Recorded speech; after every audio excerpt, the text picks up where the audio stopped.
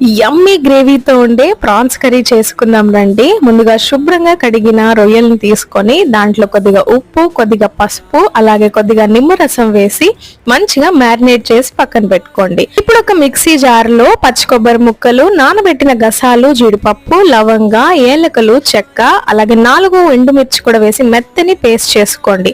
నూనెలో 2 టీ స్పూన్ల నెయ్యి వేసుకొని ఒక ఫుల్ సైజ్ ఆనియన్, కరివేపాకు, పచ్చిమిర్చి, అలాగే అల్లం తెల్లగడ్డ పేస్ట్, కొద్దిగా పసుపు, ఉప్పు కూడా వేసి మంచిగా వేయించుకోండి.